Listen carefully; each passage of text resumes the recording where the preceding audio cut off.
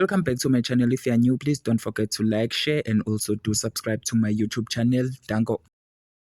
Kulindeleke ukuthi kubuyeke kumbiwe ezinye zezidumbu zomndeni owesifazane obhekene necala lokubulala umshana wakhe ngenxa yomshwalense le nkosazana eniyibona lana esithombeni ibuyele enkantolo yemantshi eMolopo ngolwesithathu ekseni lapho umphenyi wecala ebeqhubeka khona nokwethula ubufakazi ngokuthi kungani lo owesifazane engafanele ukuthola ibheyili.